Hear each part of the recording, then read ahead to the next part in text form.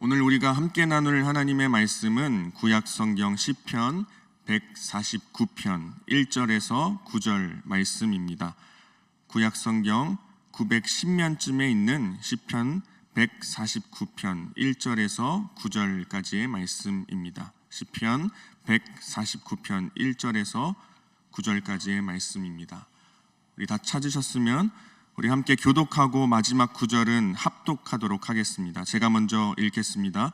할렐루야, 새 노래로 여호와께 노래하며 성도의 모임 가운데에서 찬양할지어다.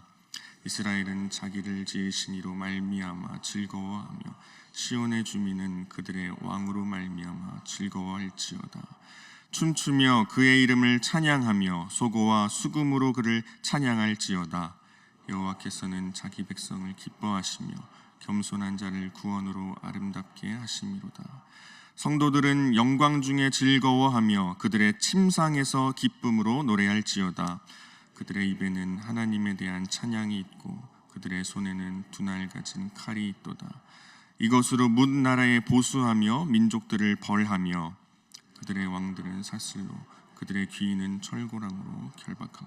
우리 함께 읽겠습니다. 기록한 판결대로 그들에게 시행할지로다. 이런 영광은 그의 모든 성도에게 있도다. 할렐루야. 아멘.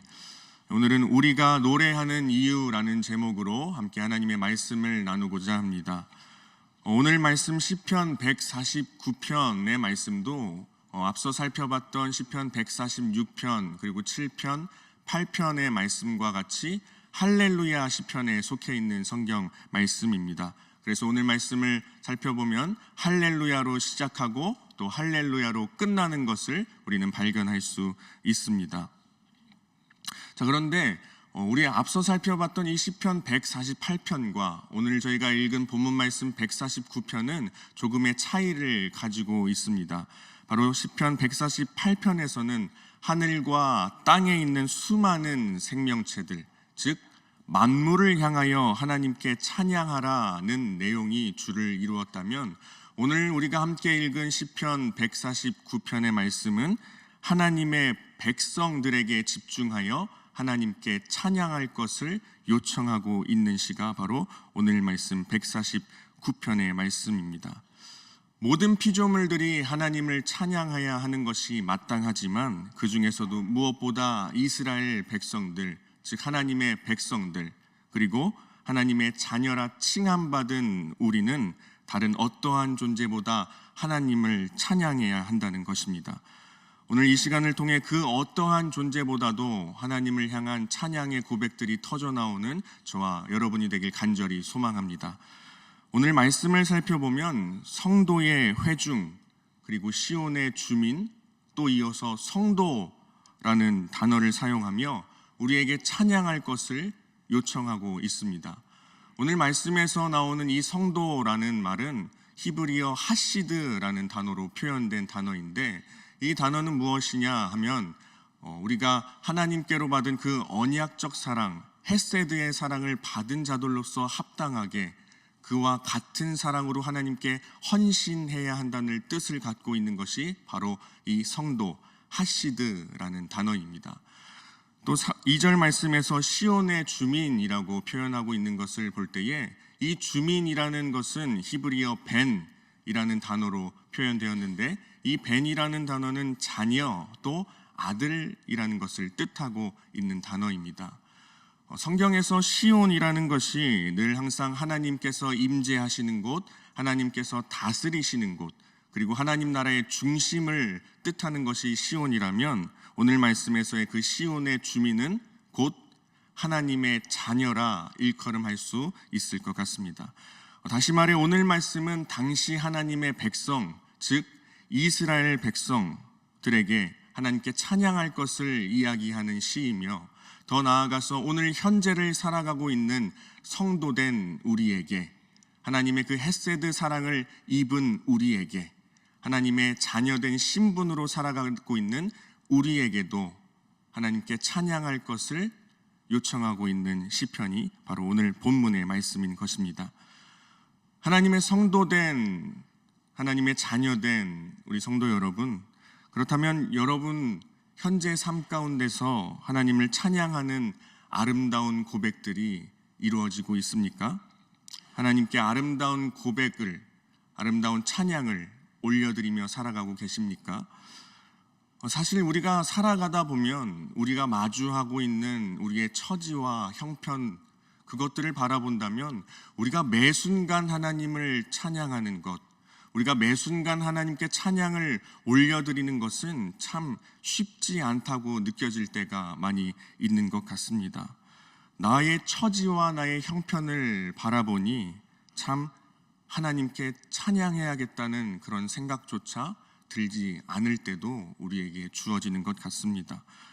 때로는 찬양보다는 우리는 하나님께 원망하고 불평하는 경우도 참 많이 우리의 모습에서 발견하게 되는 것 같습니다.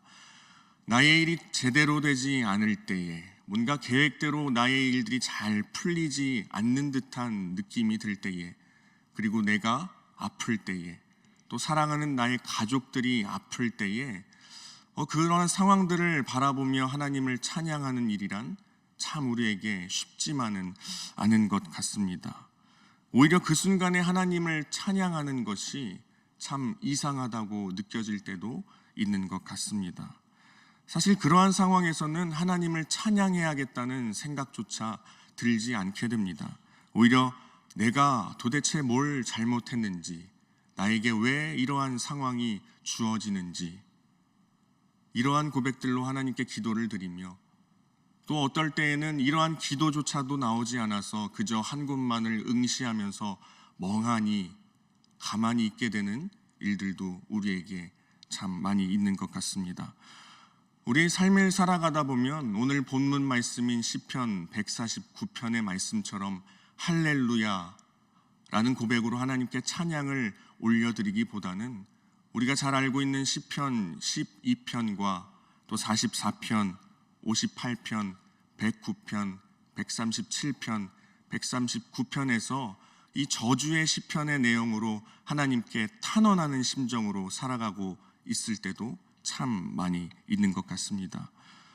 사랑하는 성도 여러분, 여러분의 현재 기도는 어디에 머물러 있습니까?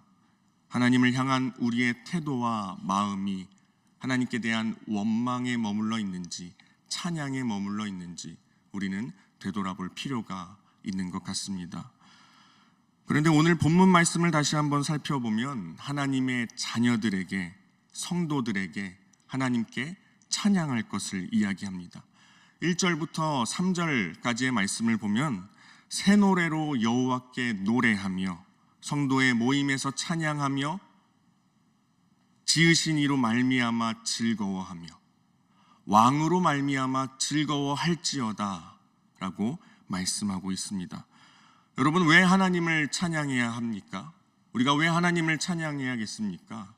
하나님은 우리의 창조주 되시기 때문입니다. 하나님은 우리의 왕이시기 때문입니다. 그리고 그 하나님은 자기 백성을 기뻐하시고 구원해 주실 것을 말씀하고 있습니다. 승리를 우리에게 허락하실 것을 말씀하고 있다는 것입니다.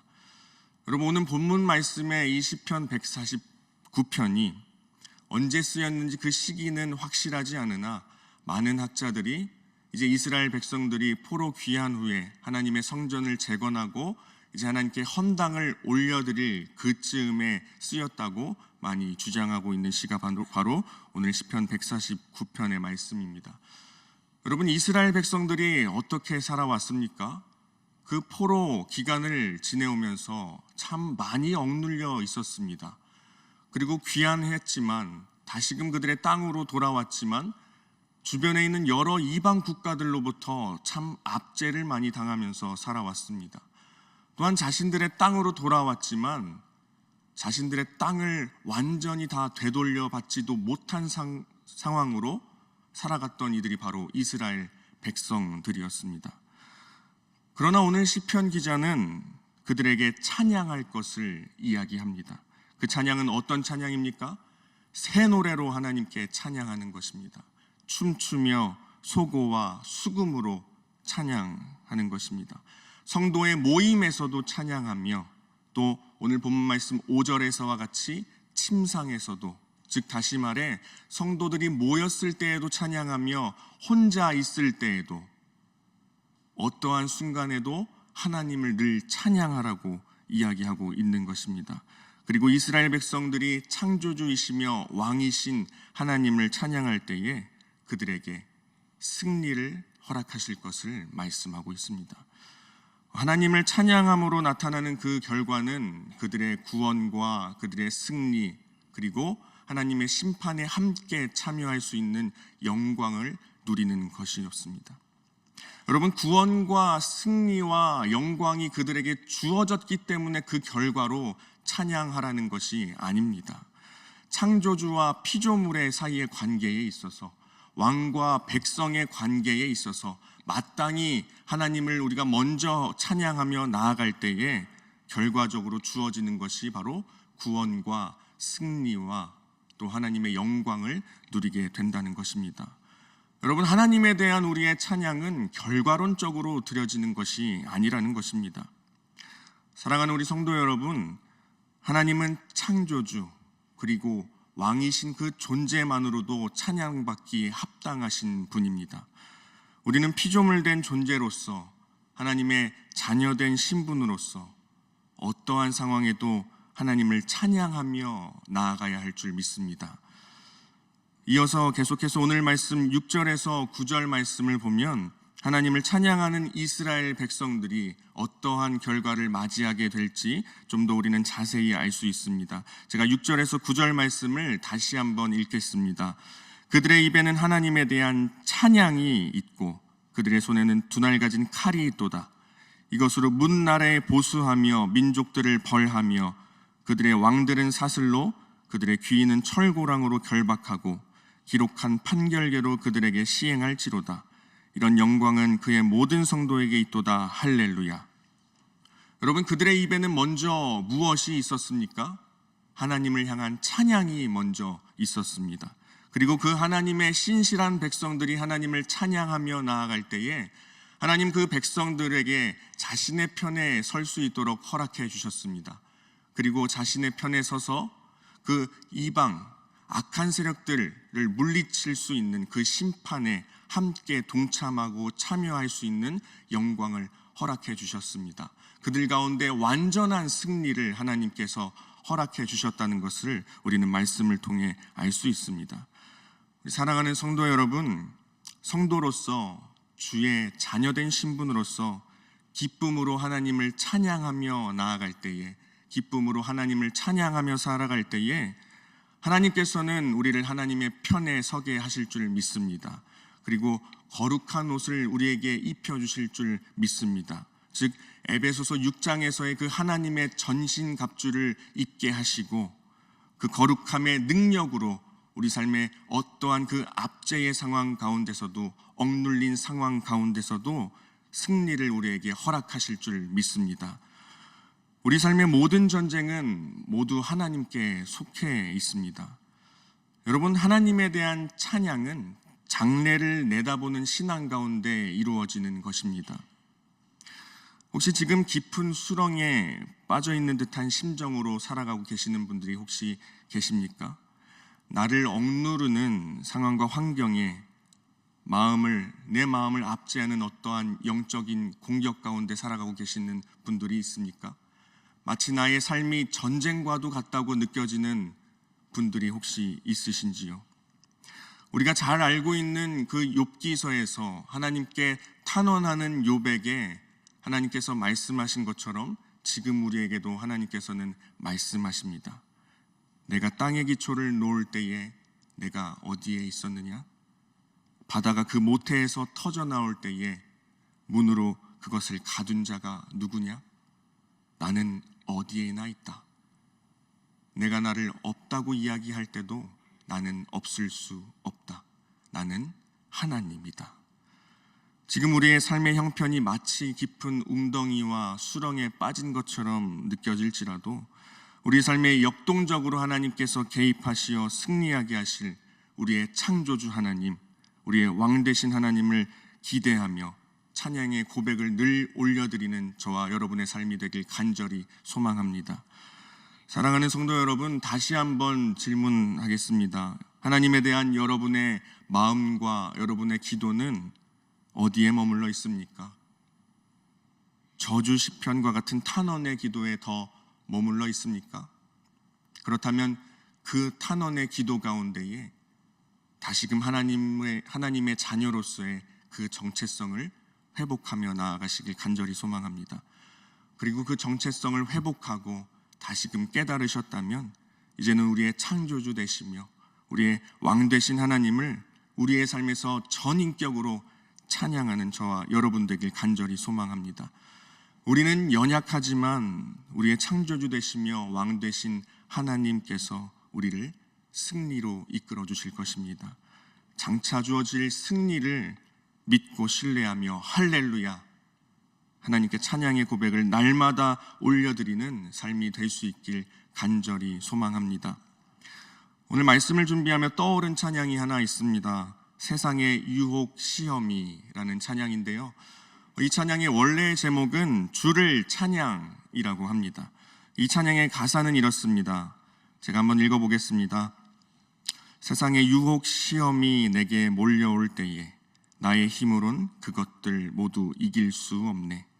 거대한 폭풍 가운데 위축된 나의 영혼 어찌할 바를 몰라 헤매이고 있을 때. 이어서 2절입니다. 거짓과 속임수로 가득 찬 세상에서 어디로 갈지 몰라 머뭇거리고 있네. 공중의 권세 잡은 자 지금도 우리들을 실패와 절망으로 넘어뜨리려 하네. 이러한 상황 속에서 이 찬양의 후렴에서는 이렇게 고백하고 있습니다. 주를 찬양, 손을 들고 찬양, 전쟁은 나에게 속한 것 아니니. 주를 찬양, 손을 들고 찬양, 전쟁은 하나님께 속한 것이니.